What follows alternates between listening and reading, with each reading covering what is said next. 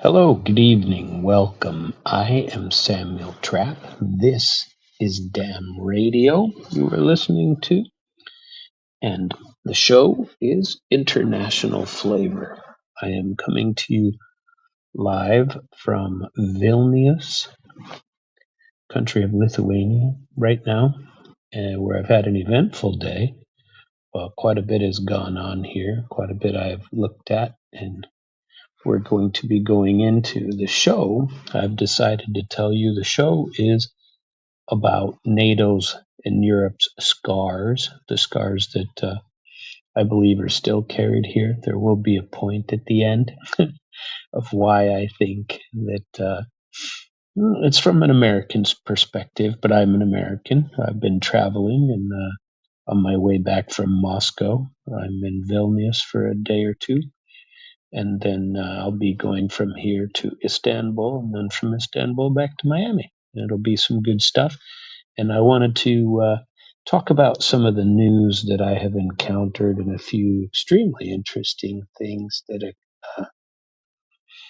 were part of the events tonight. And I don't want to um, go too far into it without saying that here on International Flavor, you can listen to my shows live on damradio.com /live, basically every night, Chicago time, Sunday through Thursday night. For this show, unfortunately, due to my travel and due to my issues with that travel, I'm doing a pre recorded show.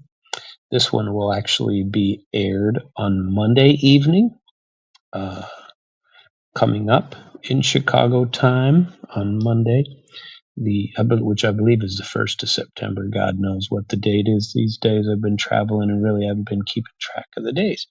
So, but I believe that is going to be the case. And so you cannot call in on this show.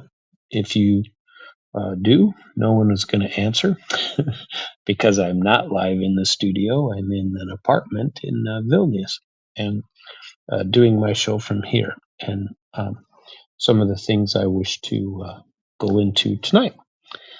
So, at any rate, I wanted to get started tonight with a bit of a commentary about the boogeyman. And it's a Western created boogeyman, and that boogeyman is named Russia. I saw a lot of history, and I have a thesis that I've been working on for a little while about what we have done in the West, at least since the end of World War II. And I'm not sure that the U.S. and all the things that I learned, it really, in high school, in grade school, wherever, in the military, that I learned going through everything that I went through in education wise.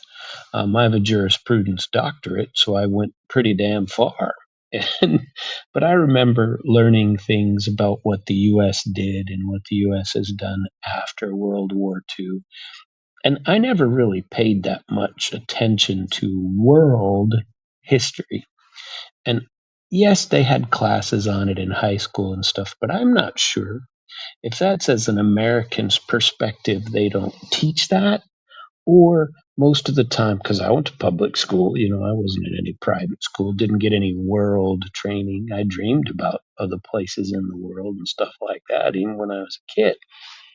And my desire to travel, Lithuania counts now as my 57th state, nation that I have visited. I found a Lithuanian flag today to add to my hat, which has a flag from every country that I have been to on my hat.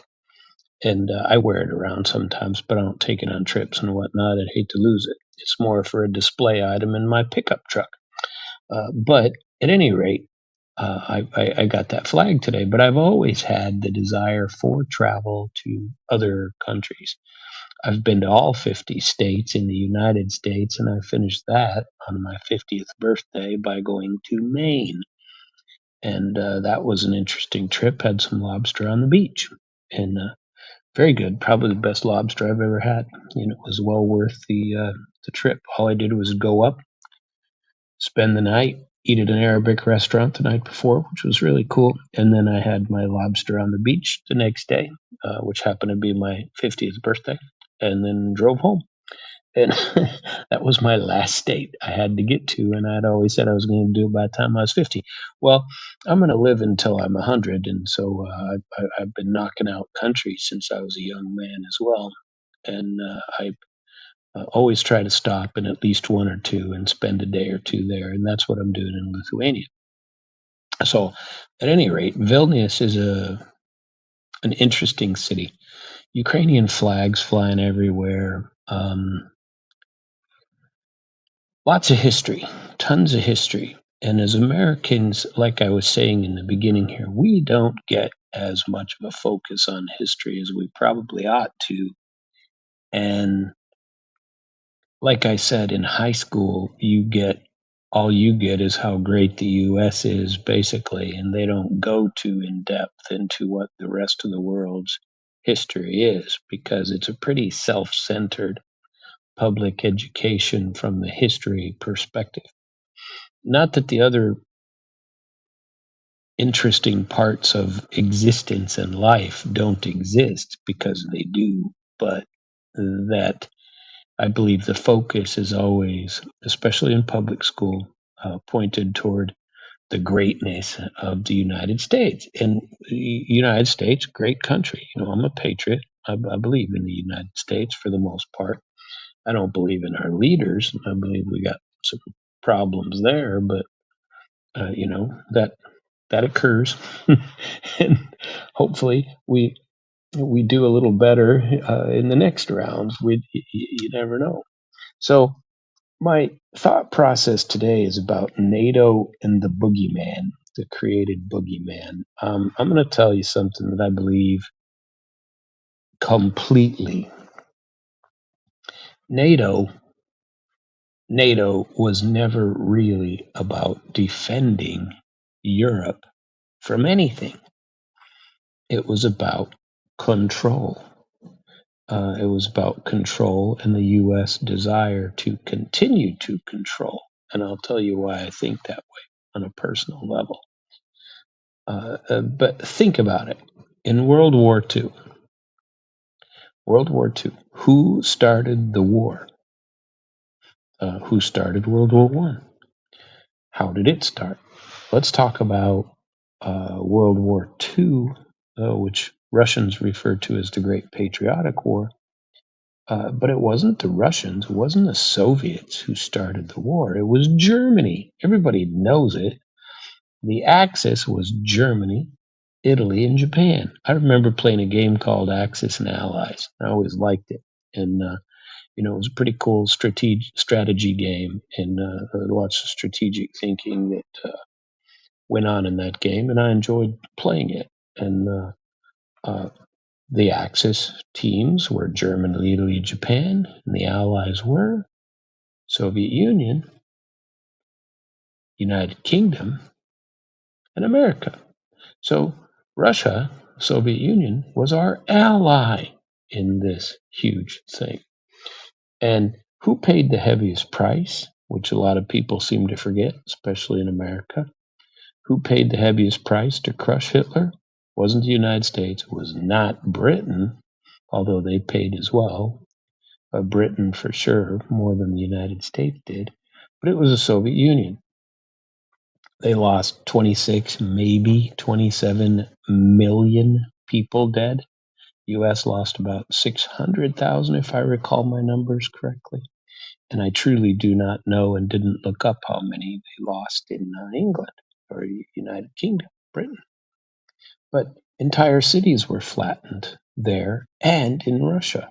Russia, without the Red Army's sacrifice at Stalingrad, Kursk, and Berlin, I'll tell you this, the Eastern European countries, if not Russia itself, would be speaking German right now. They wouldn't be speaking Lithuanian. They wouldn't have the division. You could say a lot of bad things about Russia if you wish. I don't care. That's everybody can have their own opinion on this. But from my own personal perspective, I think Russia saved Europe. With the U.S. and with the allies working. French certainly had a little bit to do with it, but it was mainly U.S., Britain, Russia, Soviet Union, successors too, right? But everybody always wants to turn Russia into the bad guy, and that's what happened immediately after. Answer me this question. When NATO was formed in 1949, it was formed 4 years after the war ended in 1945, after they defeated. And think about this. We had Churchill's Iron Curtain speech in 1946 already talking about the evils of Russia, the Truman Doctrine in 1947, and the Marshall Plan in 1948, 1949, NATO.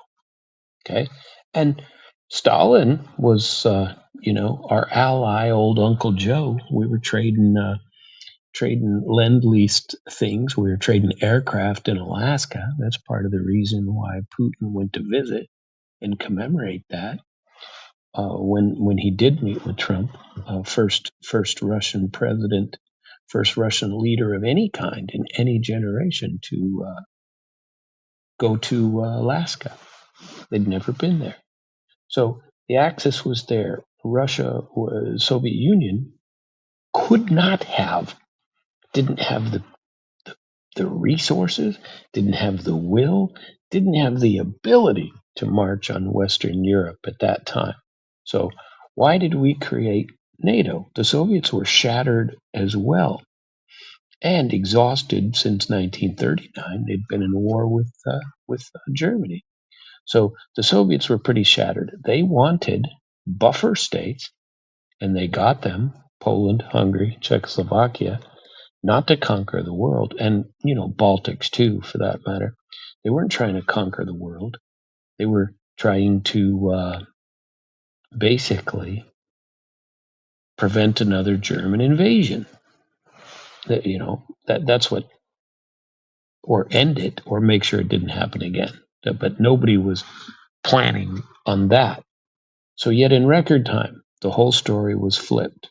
One day, Stalin was our friend, our ally.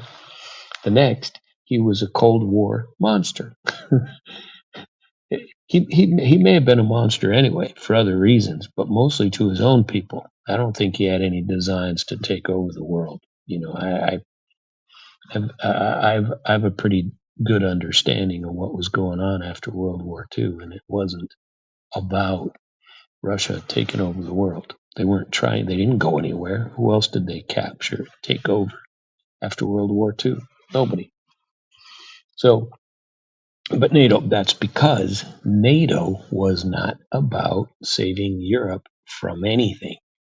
It was about locking Europe into and under American and somewhat British control through money, bases, weapons. They were all down, and the Americans took advantage.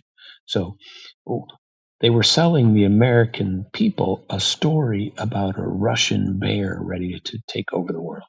That's what was happening. That's why NATO came around. And that story never died. To this day, Russia has always been the monster under the bed. Didn't matter if it was Stalin, Andropov, Yeltsin, Putin, heck, Gorbachev. Mr. Gorbachev, tear down that wall. The story never changed. Story never changed at all. And here's the truth. We built that boogeyman. We built the boogeyman of Russia after 1945, and it continues to this day. I've always said that I kind of believe, and I'm not the only one that has said these things. I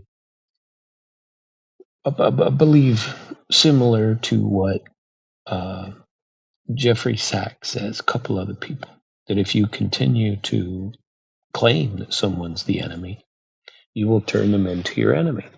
And that's, I feel, we've created this sort of boogeyman.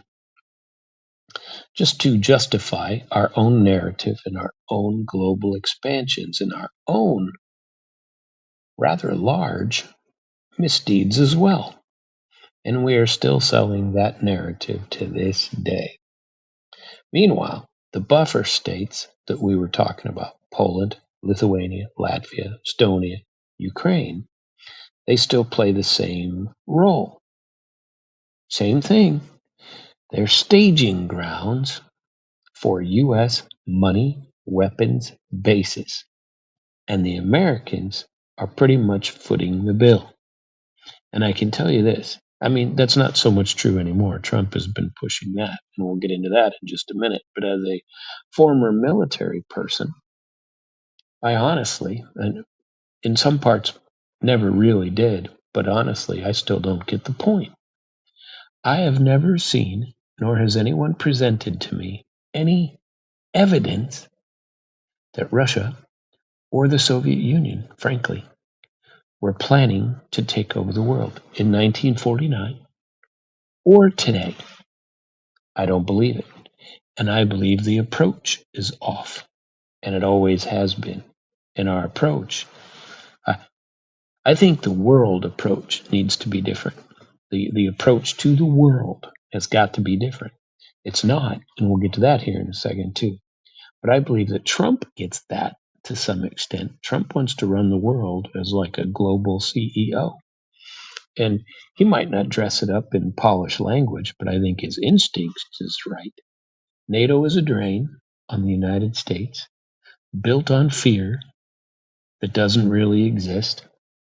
It bleeds America dry while feeding us and the people that suck the money away. They're feeding us this fairy tale that we have a huge villain out there. A couple of them. We have Vladimir Putin and we have China.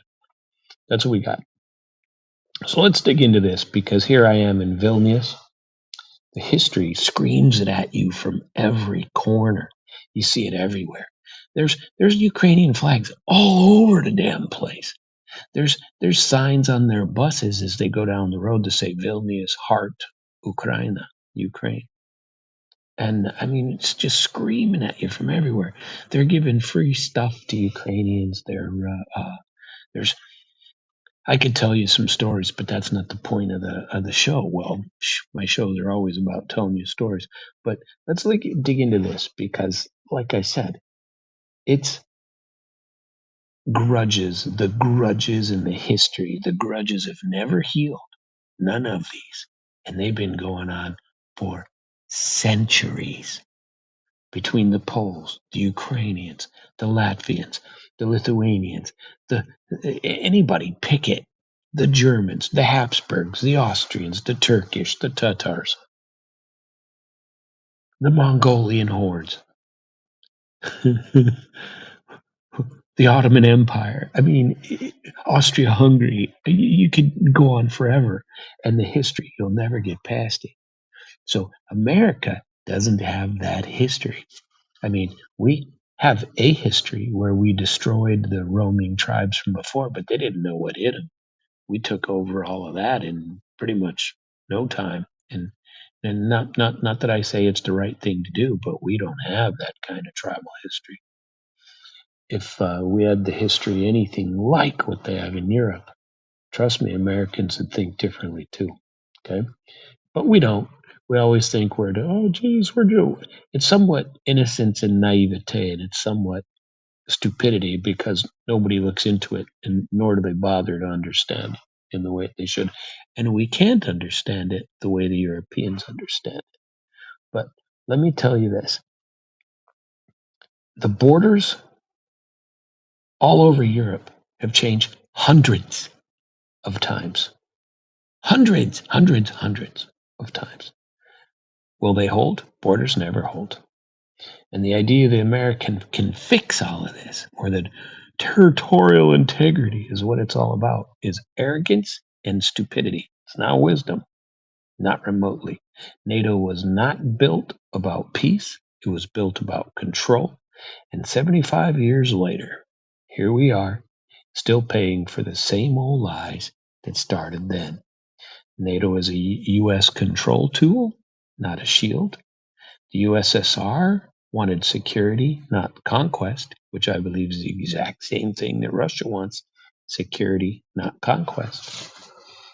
First state then equals a buffer state now, and now there aren't any. Because NATO, we lie and we just continue to expand. And I had a whole show on that the other day. Let's talk about the soldier perspective, training for wars that never came. Well, you train, train, train. Sooner or later, somebody's going to create a war for you.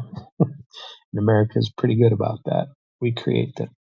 So I think Trump's instinct to scale back NATO is pretty much common sense. All right. And in order to bring that to you tonight, I want to tell you about a little bit of a history lesson. And since we're in Vilnius, we're going to use Lithuania as as an example, the example for tonight, because Lithuania first was mentioned in something called the Kedlingberg Annals in 1009 A.D. Okay, it's when the state or the country or the tribe, whatever you want to call it, of Lithuanians was mentioned. It was 1009 AD. So no Lithuania prior to that, never existed. Wandering tribes, there they go. Next mention, 1253 AD. Guy named Mindaugas, if I've said that correctly, is crowned and then pretty much instantly assassinated, killed. So that was the second, the next sort of historic mention. In the 1300s, 1316 to 1341, the Gediminas made Vilnius the capital. Okay, so Vilnius is the capital of a group of people formed together, calling themselves Lithuania. Okay, in 1385 to 1430, so a full 100 years almost. A guy named Jogela and Vitates, and these names, I'm not going to get any of them right, so just have to live with that part. But I saw the places where this empire was based, basically. The Lithuanian Empire was a union. They made a union with Poland, which was huge.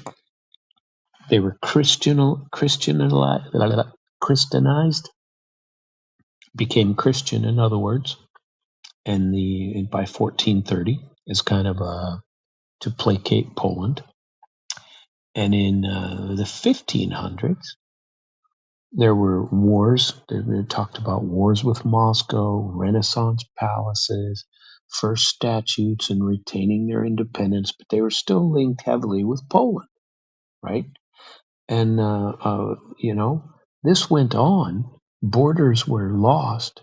There were battles with Moscow, battles with Ukraine, battles with the people calling themselves the Belarusians, battles from the Polish coming one way or the other, battles from Germans, battles from the South, the Tatars, the Ottoman Empire, people coming up from that pathway.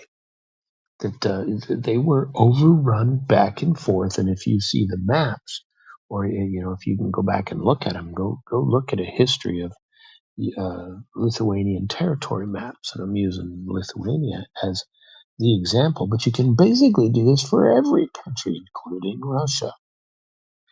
And you can do it. Every century has been the same old story.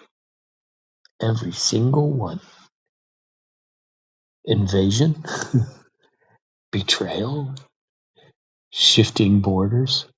NATO didn't exist and couldn't have prevented it if they did, but it didn't erase any of that. And I'm telling you, people remember it. People remember these kind of things.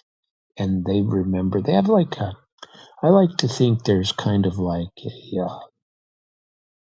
national memory as well, right? Where people uh, have a bit of a history that they remember, or a national, we don't like the Poles, which before Russia became the bad guy, the Poles were the bad guys. Because, otherwise, why would you need to join them?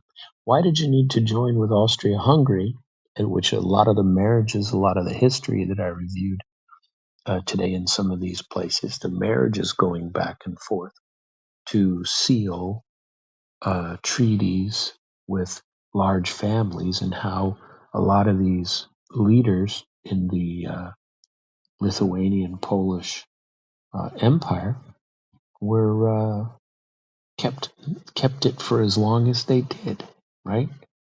Every century, remember, back and forth, gained territories, lost territories, war with Russia, war with Moscow has been a constant theme in those years, way before World War One, World War Two.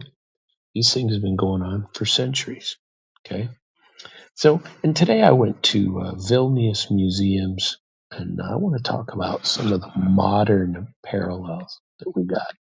And I want to tell you a little bit about Vilnius as a little bit separate, and then get back to the NATO myths and the NATO scars, because some of this stuff is important too. And the reason I'm going to share it with you is to give you an entire story of Vilnius and what I noticed today. Today happened to be Free Museum Day in Vilnius. I didn't know this, and it was free. You could get into any of the uh, museums in Vilnius, and there are plenty of them. So apparently, the last Sunday of every month, Free Museum Day. Today was Sunday. Free museums. Bless you. It was great. Didn't have to pay. But these museums all capture the contradictions of European indulgence on one side, courage on the other. So indulgence is certainly Vilnius is indulgence. We'll get to that, and very interesting, very beautiful. Lots of beautiful architecture, beautiful buildings, beautiful things that are built to last for a very long time. And this it was really quite the visit today, and I don't have time to go into all of that for this show. And I actually have a point to get to, and but the first museum I went to was a museum on communication, and it went from postcards, letters, telegraphs, telephones, computers, WhatsApp, and on and on and on. Wish you were here to you are here. You know what I mean? And you now it's everybody's taking a photo. In fact, part of me thinks that the photo and the sharing on Instagram or Facebook or whatever the hell it is that you use is far more important than the history that you're supposed, or the site that you're seeing at the place that you're seeing it at. I went to a church today that was built ages and ages ago. And when I went in, it was very reverent, right? They have a huge pipe organ in there. And this pipe organ, it was obviously electrified. There wasn't somebody playing it. It was connected to something that was playing music. And there was all this general music, people sitting in the pews, crossing themselves, or there were people also, tourist mode like me, going in and taking pictures of this centuries old church, been around forever.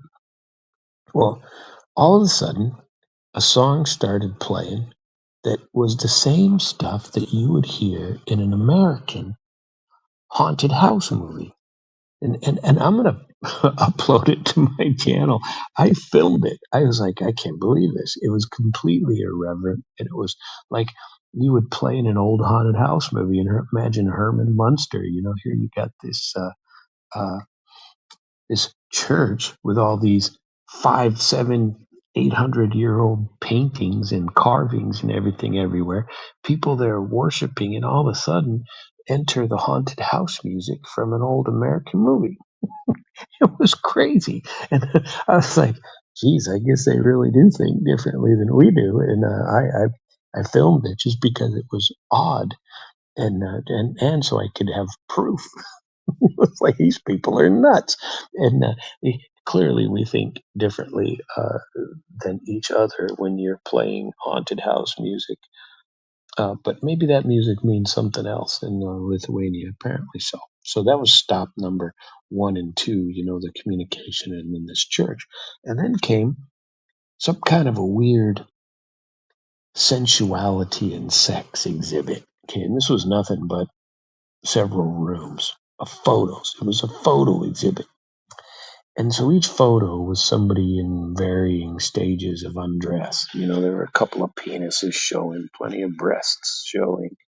And then the alleged artist, who is and for me, this wasn't really for me. I don't mean to beat up on it too much, but geez, I'll get to the point of why.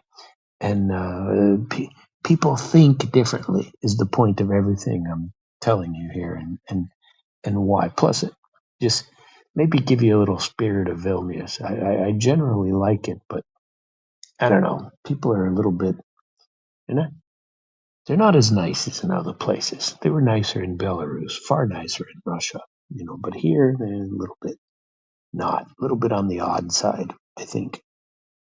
In the sensuality exhibit, my verdict on that, juvenile. People posting nude photos of themselves with little essays about their personal philosophy of sensuality. I suppose you could call that art if you like. I call it, I don't know, self display. Here's my wiener, and, hope you like it. And, you can call that art, I suppose. They want to dress it as culture. I call it a waste of 45 minutes. Yeah. But okay, to each their own. I don't really give a rip. I just think it was, for me, I'm glad I didn't have to pay for it. Let's put it that way. The third stop really did matter to me. I thought it was kind of cool. And this was something they called, and remember, this is conflict. They call it Soviet resistance art. Showed a full display, several rooms, a whole floor, maybe, however it was, that was Soviet resistance art. Artists that worked under censorship, smuggling, freedom, free thought into their own brushstrokes. I suppose it was a little bit of courage. I suppose it was some art, and it was, some meaning and something different, and resistance, if you want to call it that. Because remember, Lithuanians back in especially the 50s, and they were being sent to Siberia. Stalin was doing some evil things to control the people, you know. And while I'm standing there, my phone went ding, and I got a text notification, an alert on my phone. Some of the news that comes up, I get alerted when international things pop up, and this one happened to be an article that I initially didn't look much at, but then I did, and it was about President Zelensky vowing deep strikes inside of Russia in retaliation for Russia continuing, not, capitulating as he wants them to, and to get out of it. So I'm sitting there. So Zelensky is now upping the ante, and they're trying to get the U.S. and the rest of Europe involved in a war with Russia. That's his end game. He wants full scale NATO war with Russia. That's what he wants. And he wants, the only way he's ever going to get Russia to capitulate is if he can convince everybody to this. Now, Lithuania is very much behind the experiment that is Ukraine, and from my point of view, that's not going to change. I still think they're incorrect in that, and they need to look at their own history. I think they're channeling the 14, 15, 1600s when they were still back and forth with Russia, or they're channeling this art stuff of people being sent to gulags in Russia by Stalin. And these are things we're never going to overcome. We Americans have nothing to do with this, and we never should have. NATO isn't going to stop this, okay? And certainly not American NATO. We have nothing to do with this, and you're never going to get rid of it. Remember, think about this. Uh, Here's Zelensky calling out his new Flamingo missile, a 3,000-kilometer weapon that can hit Moscow, St. Petersburg further, and now he's committing to using it. He's saying he's going to use it. He doesn't care about Trump. He doesn't care about Western Europe. I believe it was Germany that helped him fund creating these things. Russia's, meanwhile, bombing the hell out of anything military, anything infrastructure. The rest of the world is saying, oh, geez, they're killing people. Yep, it's a war. And it has nothing to do with America. Zip, zip, zip, zip. And it has nothing to do, frankly, with NATO. If all of Europe wants to get together and go against Russia, fine. But America has nothing to do with it and should not have anything to do with it. So here, think about it. NATO calls itself a defensive organization. Here is its new proxy, its new, I don't know, poster child, openly threatening Moscow. You call that defense? That is escalation, friends and neighbors. It is escalation. Meanwhile, Putin's not even in Moscow. Where's he? He's in Beijing. He's standing right next to Xi Jinping and Prime Minister Modi from India and commemorating Victory Day. Remember, same thing, World War II also included the axis of Japan against China. And how many people did China lose? Let's not forget this. China lost over 20 million people in World War II. The war wasn't only Europe's fight, it was a world war, and it was from Warsaw to Wuhan. So picture this, Vilnius resistance art on one side, Zelensky threatening Moscow on the other, Ukrainian flags flying all over Lithuania, and talking about resistance art, talking about anti-Russia. There's still people here who don't want to speak to you in Russian. They won't do it, even though they do. If you speak to them in Russian, they answer you in English, and that happened to me several times today. And I suppose that's some sort of resistance, huh? And but what would they do if I didn't speak English? But I don't know. It's this war. Uh, this war, Ukraine, has nothing to do with America. It has Vilnius has nothing to do with America. I don't want to say we don't give a rip, but we don't give a rip. We just don't care. That's your own war. Why should America care? Why should we care about your wars that have been going on for 1,000 years? You push back and forth, Poland this, Poland that, Poland, Ukraine.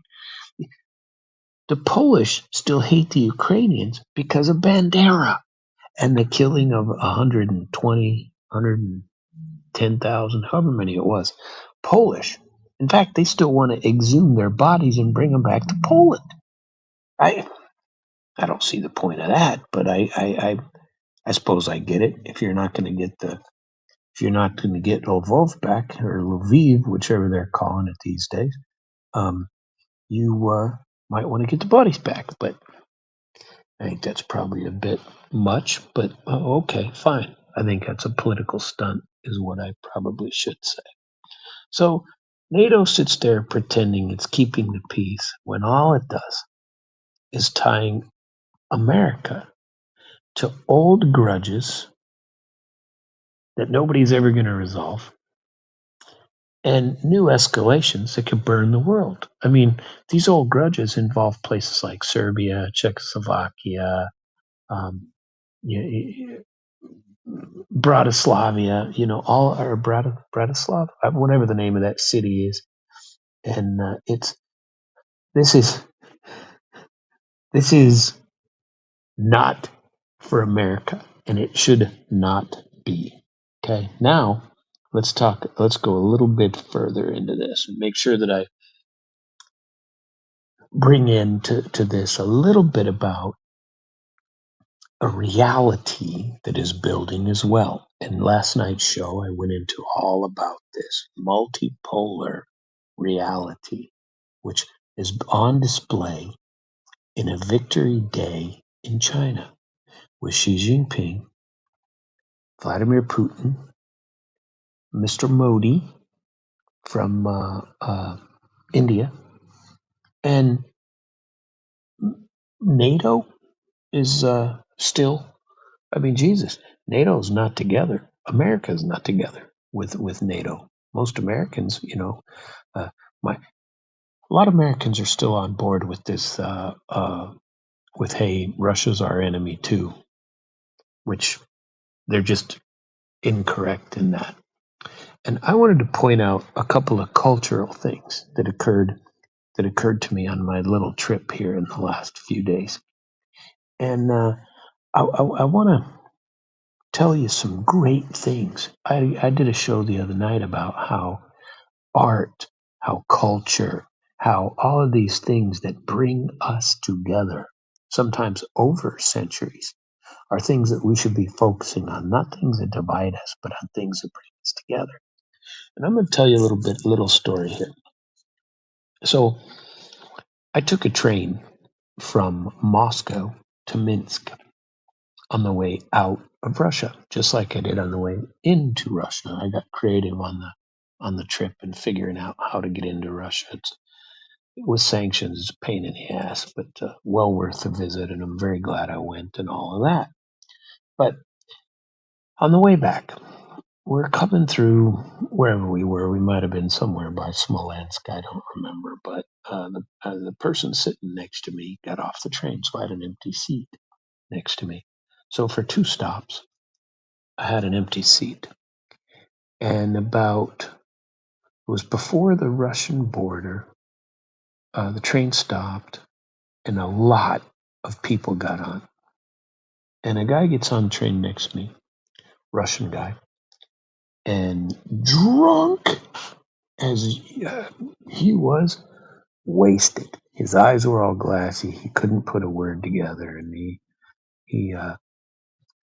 he's a little on the happy side, let's call it. Good thing he was generally a happy drunk. He got depressed a little while later, but he was happy when he sat down.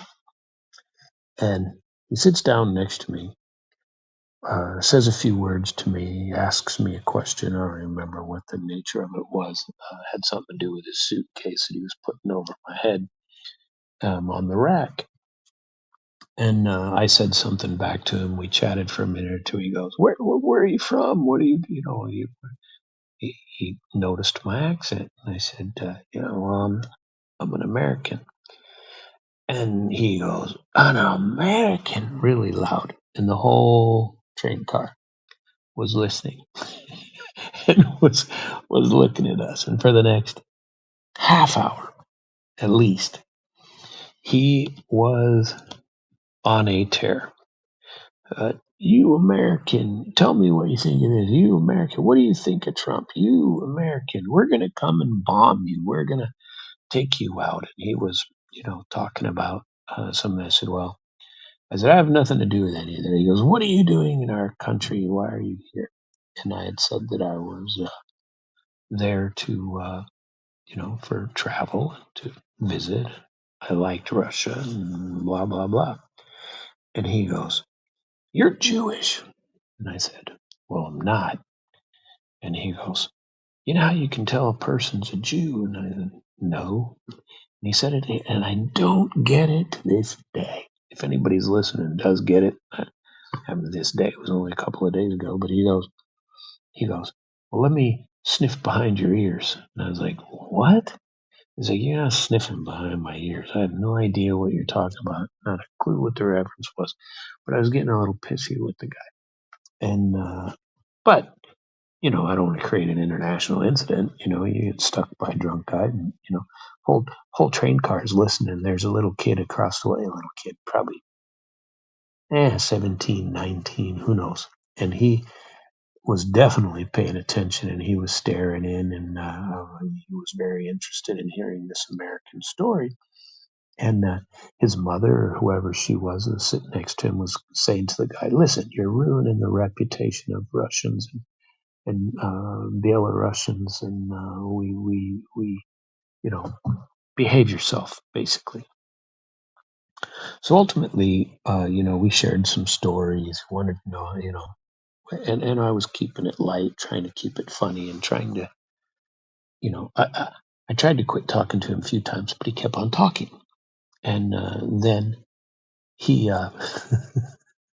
then he says, well, let me, and he was drunk, so I was all for this, but he goes, let me buy you some tea. And I was like, that's fine. He goes, do you want some tea? I really didn't want any tea, but he said, let me buy some tea. I couldn't buy anything. I couldn't get any internet. And so my and they wouldn't take my Russian card. And so I couldn't get any internet, so I couldn't pay. So I wasn't going to buy anything.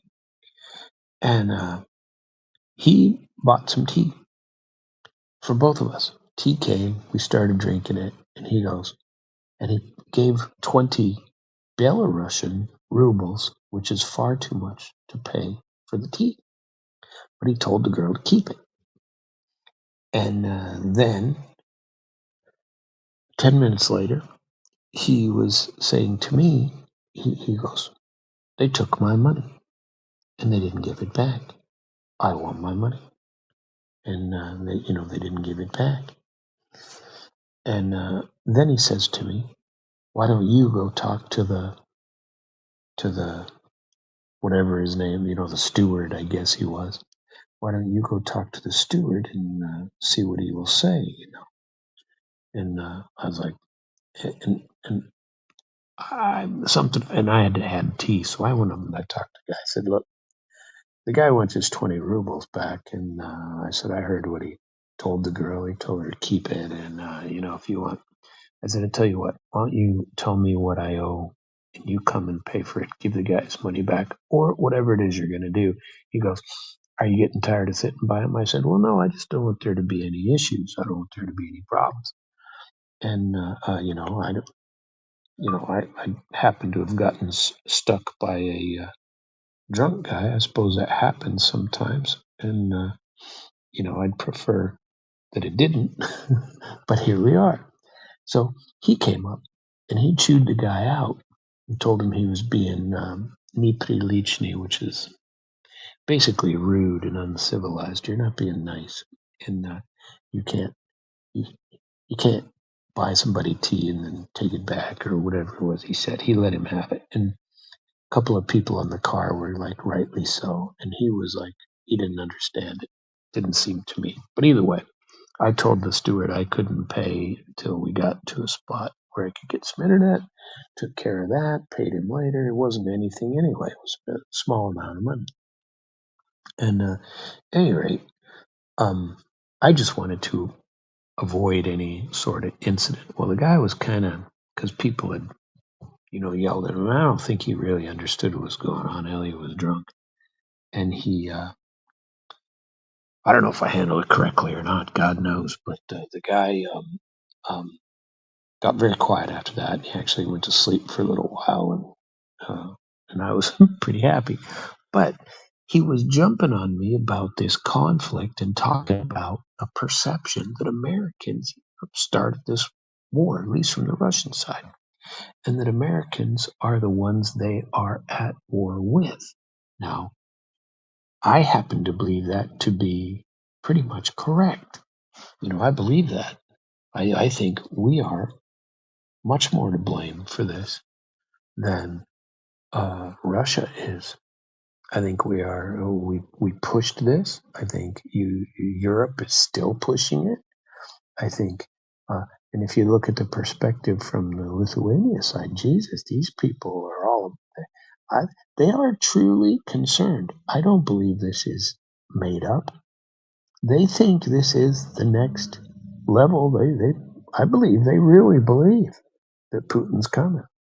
Putin ain't coming. I think it's foolish and stupid.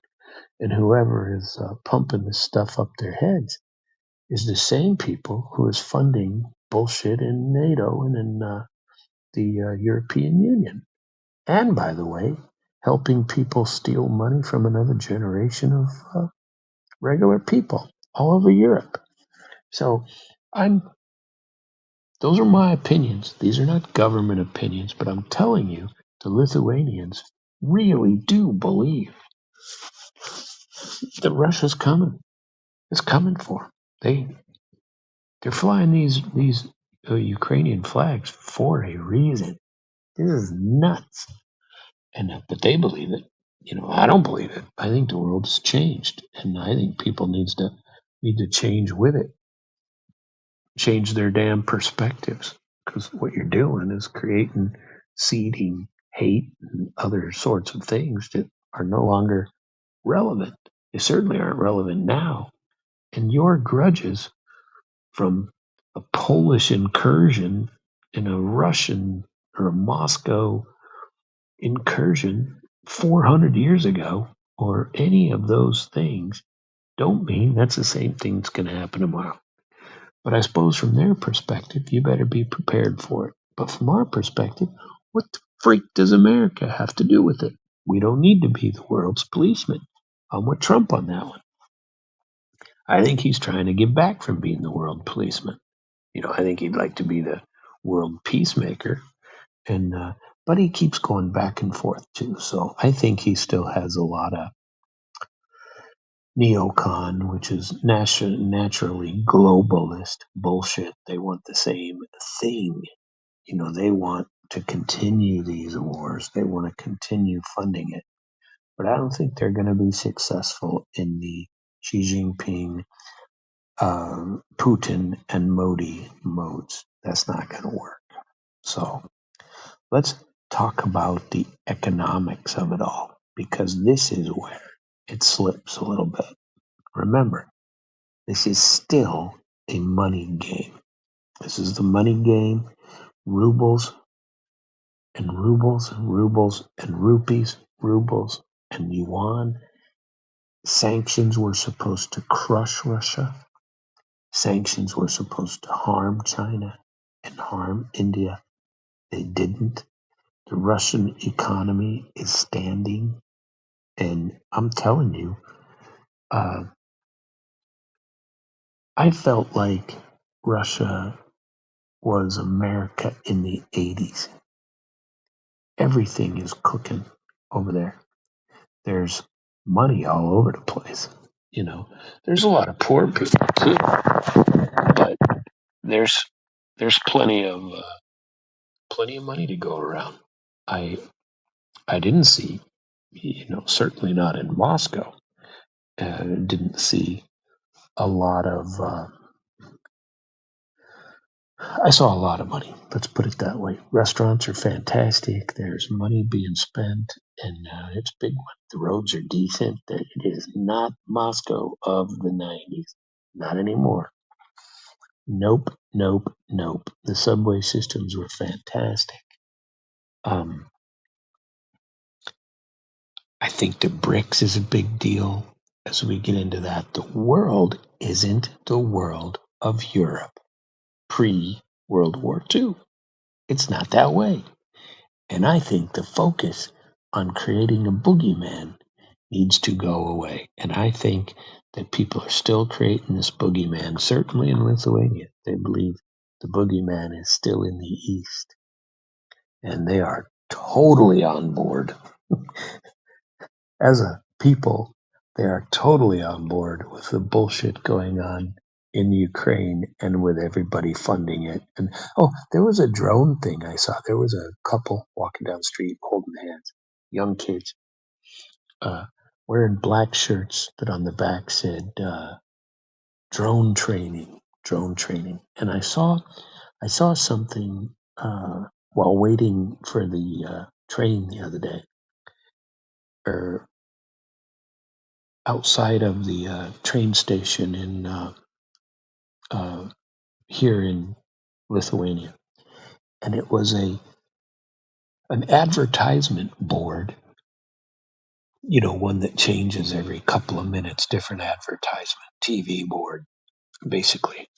And on it, it said, "We're gathering money, $1 million or whatever it is, to €1 million to buy drones for Ukraine." And this this couple was wearing this drone production shirt. So people here are going to places, funding, buying, putting together drones and sending them to Ukraine in their spare time. Or maybe it's their job, but it was a husband and wife holding in. They had the same advertising shirts that I saw on that board. And when I took a picture of it, because here they don't put a lot of stuff in Russian. Remember, they don't want to speak Russian to you. They will try not to speak Russian to you, and they will speak English to you if they think you speak English, or they'll start with English as the default. And I don't know. I think it's a little bit rude. That's what I think. But uh, that is what is going on, and these guys are all in. And whatever advertisement is being sold that Russia's the big bad wolf, they're buying here. That is for sure. Um, tell you what, the hostility towards Russia is not buried remotely. It is spoken about openly. It's how people remember.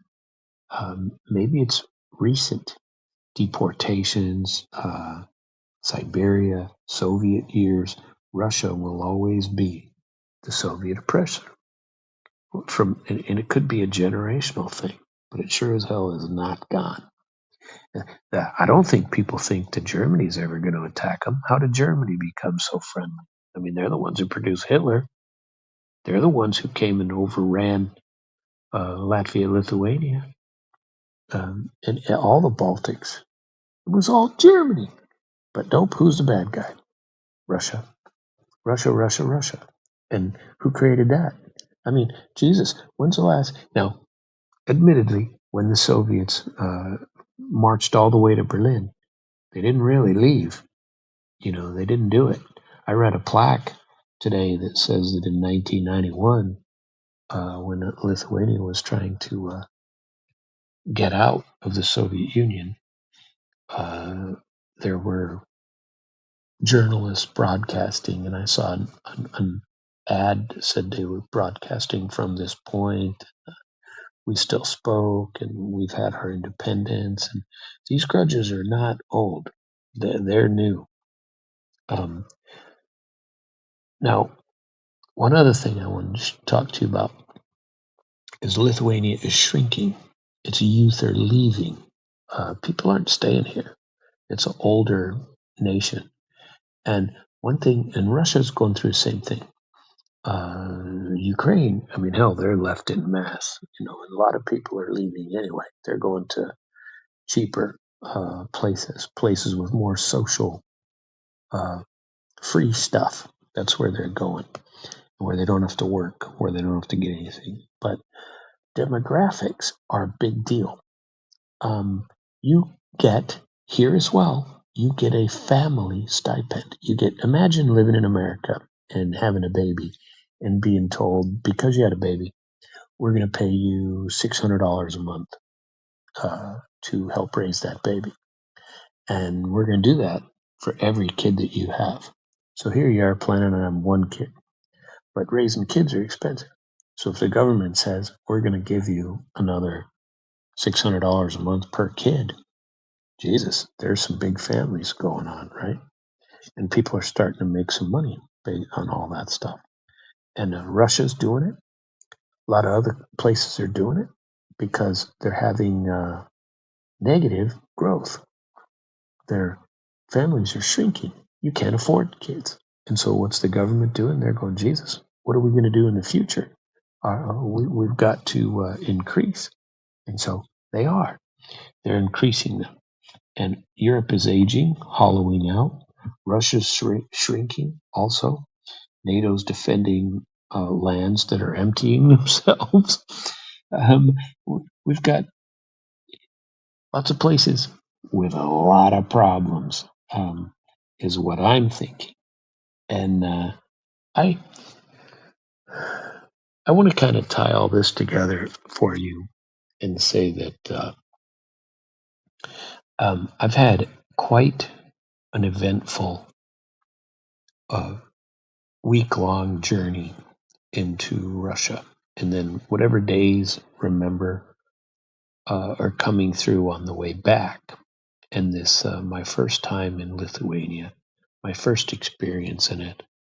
Yesterday, my impressions were really not that good of Lithuania.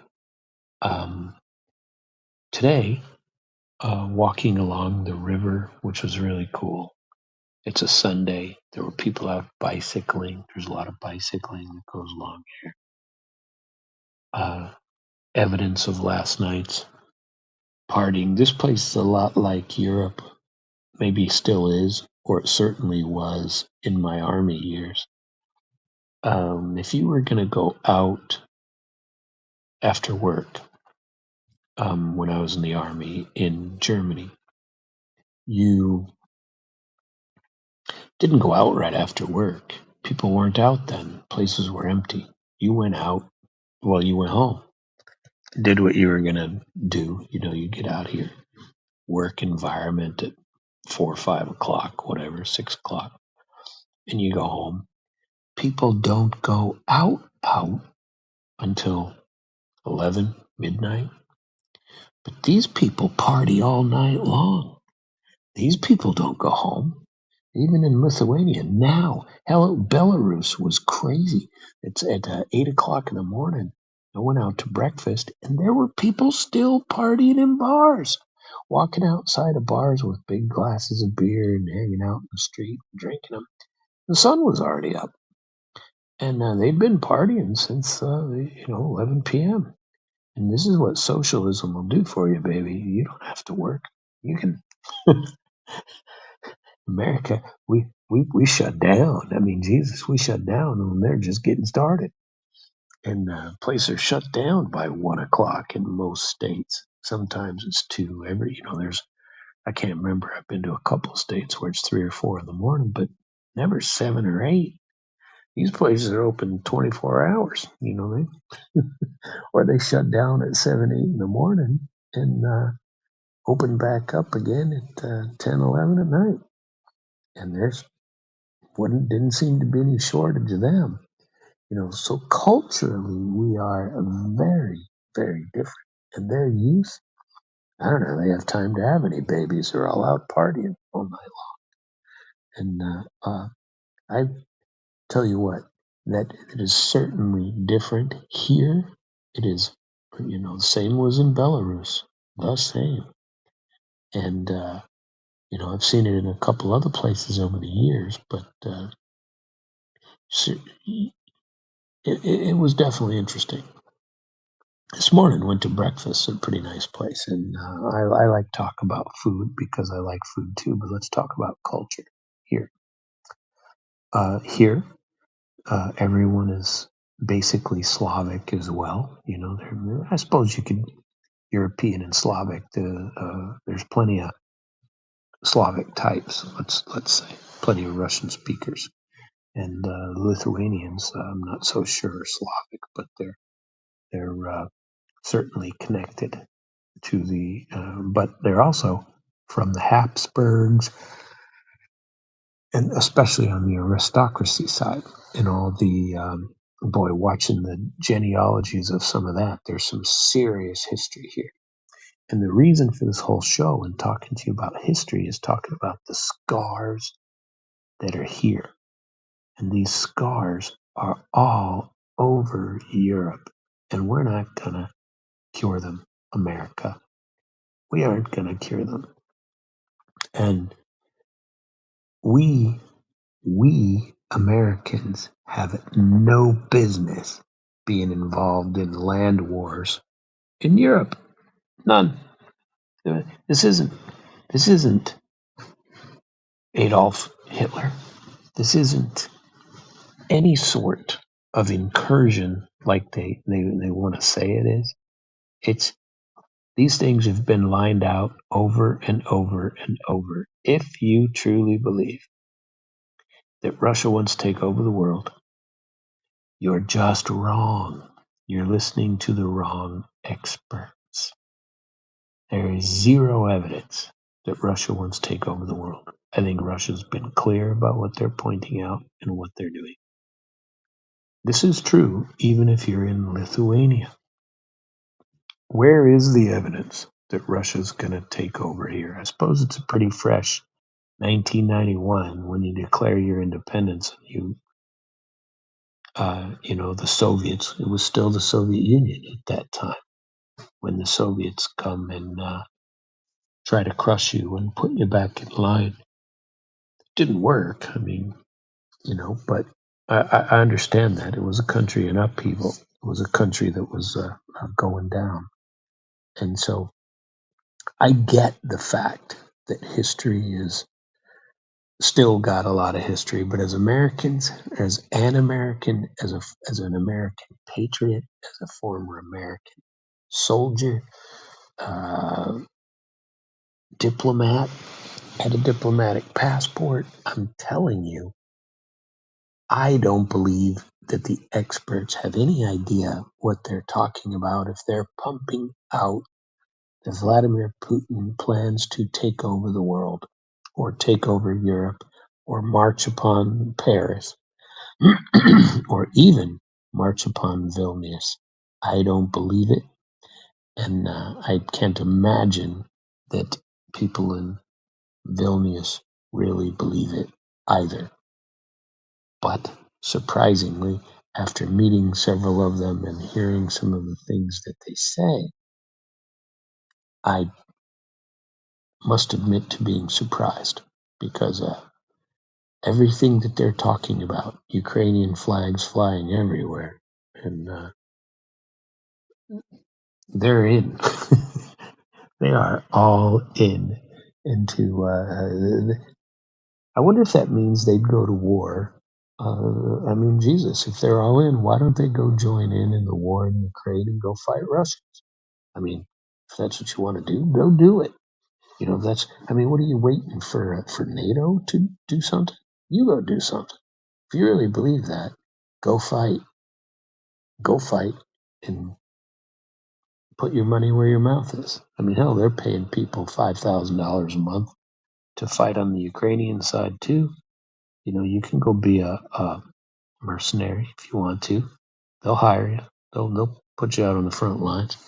Go grab a weapon and stand a post. Go get out there. Do it if you feel that strongly about it. And it looks like most of them do. Jesus, the amount of Ukrainian flags here is astronomical. They're everywhere. And hell, I saw more Ukrainian flags than I saw Lithuanian flags. And it's a little bit nutty, but there you have it. They are definitely all in. And so I wanted to talk about that, but I also want to tell you about my the food here. Food here has been pretty damn good. And I had something this morning, and I really had a hard time choosing. I wish I could remember the name of the place because I would give it a little ping and say where it was. Not that, I mean, most people that I speak to in my mid Missouri radio show aren't really world travelers, but if you do get to Lithuania and you get to Vilnius on a Sunday morning, there was a good brunch space near the central church area in the center of town. And lots of shops open up. They don't open till 10 at the earliest, and most of them later. But great place to have I had a cool menu and a cool breakfast. And this breakfast was called a villager's plate. And it was similar to our skillet hash or whatever you would call it in America, where you put potatoes on the bottom of your skillet. You crack in a few eggs. You throw in some maybe some mushrooms and some tomatoes, some uh, I don't know, whatever else that you cook on top. And there was uh, some sausage in mine. Very damn tasty. And I had some blini, and I had some uh, what do they call them? Draniki? I think they're the draniki, but I can't remember. And the draniki are basically little cottage cheese pancakes. Pretty freaking good. So, if you ever get a chance, you get it. Try some of those, or blini especially. You know, if you have a good made blini, very good stuff. The food is very similar to what you can find in Russia and Belarus and places like that, and very well made, and uh, certainly worthy of eating and worthy of comment. Um, what other interesting uh, museums did I get to today? Because there were just a couple that I wanted to get to.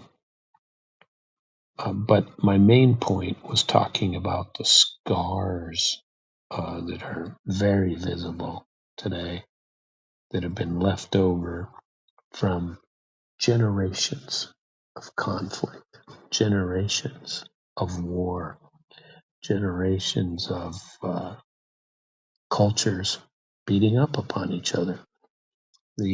And you know, I'd like to think that's going to change. You know, people are just people, and who the hell cares on what side of what border you are on? It still seems like the same old crap. We're still creating wars that might not necessarily exist. And that's bad stuff. NATO was born out of fear with the help of America and Great Britain. But it wasn't born out of truth. That's not for sure. It's certainly true.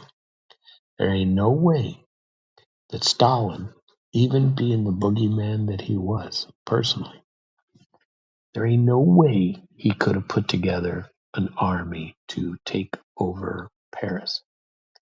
The deal that they made between the Allies to kind of swap things and split things as they did was a necessary deal on those sides. I remember reading a couple of historical briefs about the fact that after Russia, Britain, and England took out Berlin and finished it, that there was a lot of regret on the sides of the U.S. and England that they didn't push all the way and take out Russia or the Soviet Union at the same time, or at least attempt to. I don't think there's any way we could have either. And anybody who thinks we could have doesn't understand Russians either. And Stalin was definitely in charge there. And he really was a, a, a, I don't want to say evil, but he was definitely a harsh man. And evil, don't, you know, I wasn't there, I didn't live through it, couldn't tell you. But I believe that he was a bad person, you know, but he changed Russia, that is for sure. He changed the Soviet Union, definitely. And look at the world today. Look at the world today. Today, we're talking about who's the one leveling threats? Who's threatening? Zelensky. He's threatening. He's threatening missiles on Moscow. Meanwhile, Russia, China, India, they're standing together with people like Iran, United Arab Emirates. There's people from the BRICS side that are you know they're talking over all over the Shanghai Cooperation Council, their organization. It's called SCOS. I can't remember what that organization is, but it's the entire Southeast Asia that they're talking about, and it's an important organization. And they're talking about cooperation, and they have their border disputes. They have their own problems, but they're all looking economically. I'm not so sure that that's what's going on in Europe. I really am not. And meanwhile, we're all talking about, geez, here comes, not we, but a lot of Americans are in the same boat, and they're all talking about big bad Russia coming to take over the world, China coming to take over the world. When has China ever made any incursions to take over the world? Seriously, how many wars have we started, America? And then find any that China has started. Find any. If they had global domination efforts, don't you think they'd be carrying them out? Maybe we should be fearful that Russia, India, China, the big three, all together on the same stage with the U.S. out in the cheap seats and no longer relevant, is a bad deal. Regionally, does it matter? Regionally, does Europe matter to America? Regionally, why aren't we focused on working better with Canada and with Mexico? And I told you in the show last night about any of these infrastructure projects, nothing regional. But these guys are creating regional power.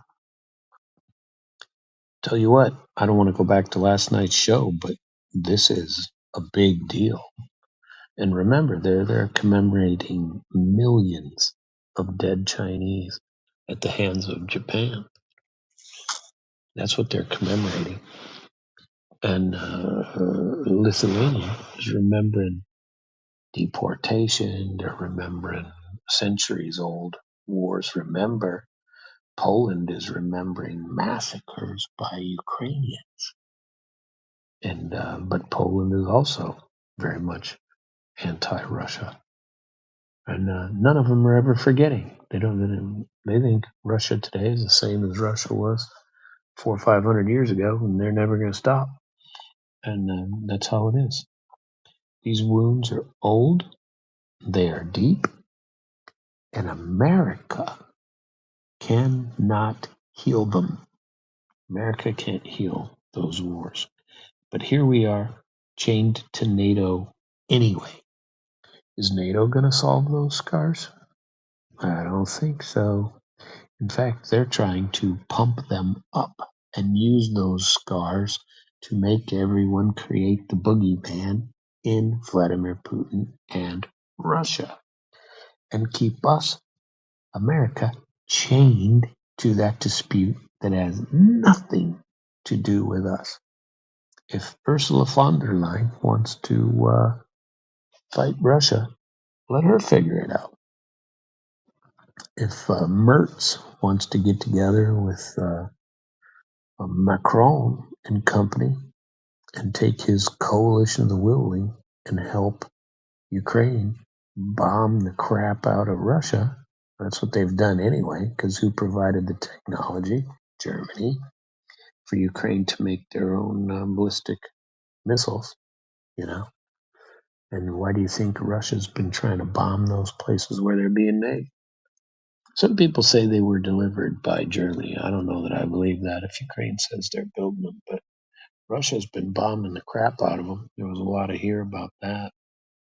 But as Americans, think about it. Do we want to keep paying the bill, keep fighting wars we cannot win, by the way, and keep on always pretending that Russia is the bad guy? Or do we finally say no and step away from all of that? Quit engaging. Quit increasing the ability of Ukraine to provide resistance. Quit providing weapons. Stop providing money. Did you see the short fall article on how much money von der Leyen was talking about they got huge shortfalls on money in Ukraine. Huge shortfalls. We need to pay for Ukraine. Really? Do we need to pay for Ukraine? That they're trying to get Trump and company, and there'll be Lindsey Graham with a new bill to send over and say we need to give some money to Ukraine, sliding some of it into his own pocket, by the way, and for his re-election campaign. Wonder what people of his own state have to say about that, if they know anything about any of the crap that he's got going on. Here they are, Chinese, the Shanghai Cooperation Organization, right? He says, Xi Jinping says, this is global stability, right? 20 heads of state, 20. Now, this is a big deal. 20 heads of state and 10 international organizations are all attending. This is a big deal, just like BRICS was last year with the number of people. The summit, which is ending tomorrow, Monday. Ukraine, Israel, Gaza, escalating trade disputes with Donald Trump, Donald Trump's tariff policies. The summit is going to talk about Asian regional security and economic cooperation and cultural ties, and talk about transportation, energy, digitization, AI, and green development. That's what they're doing. I mean, they're talking infrastructure, they're talking projects. And on Tuesday, Putin is traveling to Beijing to talk with Xi on trade, security, Ukraine, and the US. Next day, he's going to go to the 80th anniversary of Japan's surrender in World War II. And he's supposed to have 10 bilateral meetings with leaders like Narendra Modi, Recep Erdogan from Turkey, and Mossad Pezeshkian from Iran. There's a lot going on. And everybody in Lithuania is all up in arms about Ukraine. Ukraine is getting ready to bomb the crap out of stuff. But India and China have disputes. What have they done? They're setting aside these disputes about border issues. Again, they're keeping them to the sidelines and focusing on making economic decisions that impact their own countries. What's Europe doing? Worried about war. They're worried about Russia coming. That's what they're worried about. And I don't know. I think it's nonsense. Here's one. Trump haters. There's plenty of Trump haters for saying some of the things like I'm saying he needs to cut it. Taking out the orange man. Impeachment didn't stick. Is the Grim Reaper the new favorite candidate? It's an interesting article I read. It says, President Trump, is he on death's doorstep? That's the question that Trump haters have to ask. That's their last great hope, to get rid of Donald Trump and go back to globalism and gay worship that everybody's hoping will come back to theaters near you. I don't give a crap about gays. I mean, gays can do whatever they want. I don't care. I just don't think it should be gay worship, transgender worship. I don't care if you want to dress up like a woman, run around, pretend you're a woman if you're a guy. I don't care. That's your own affair. And just don't try to pump it down my throat like I need to, make sure my kids do the same thing. Nope, not interested. And I think most people aren't interested. If you want to do something like that, come over to the Bohemian capital of the world, which appears to be, from everything that I've read, Bohemian, and all the sex on display and the artistic stuff. Apparently, this is one of the places it is known for. That kind of thing here in Vilnius became kind of a hub of it.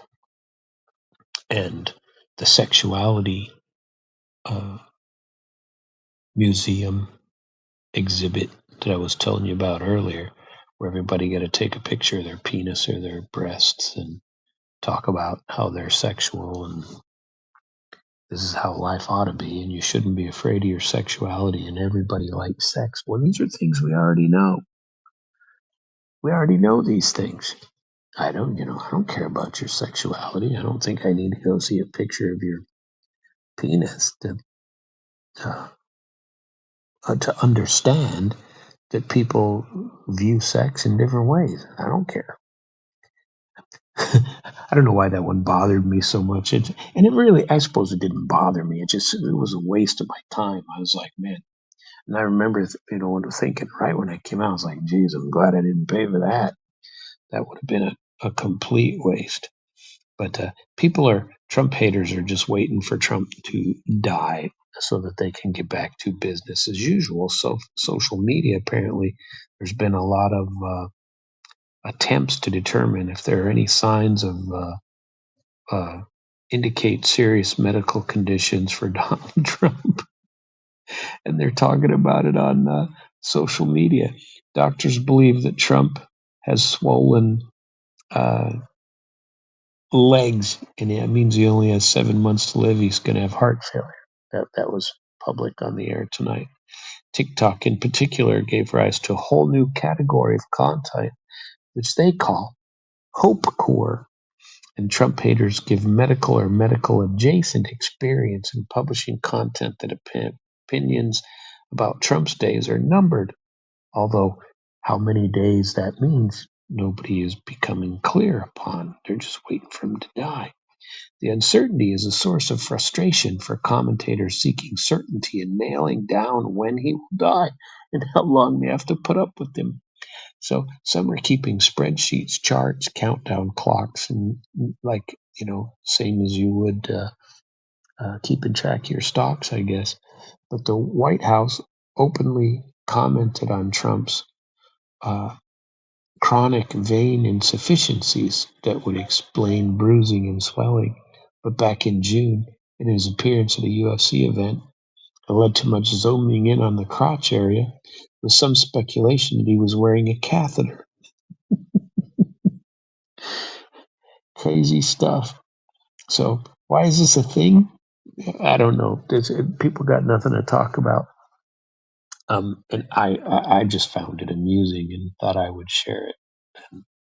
Um, I'm not so sure. There's going to be a lot to talk about this week. I am still a little bit on the disappointed end that nothing has come from the Alaska summit between Trump and Putin. I saw an article that said that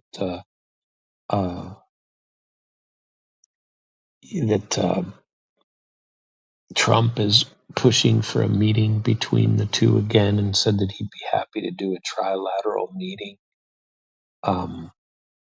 There's the Germans are having protests against militarization. Russia has struck Ukrainian ports. I don't know. There's this, like I said, Kaya Kallas has talked about frozen Russian assets funding reparations to Ukraine. She's now pushing for that again. You want to steal Russia's money? I don't know. I hope you've enjoyed the program tonight. I did. I wanted to make sure that you understood that my point of all of this is that we are never going to end a dispute over here. And America does not need to be involved in anything having to do with war in Europe. Not now. It is not like it was 80 years ago. And I challenge you to look into and decide for yourselves. Use my words if you must, but also find out on your own. And travel is very enlightening, and you should do it if you can potentially figure it out. And it's not as expensive as you might think, especially if I'm doing it. You can listen to me at any time on internationalflavor.com. All of my old shows are out there, and you can Listen on damradio.com/live at 9 p.m. every night, Sunday through Thursday. And I hope that you do. You can always listen to others on that channel as well. damradio.com/live. Thank you very much for joining me this evening, and I hope that you have a very good and pleasant night.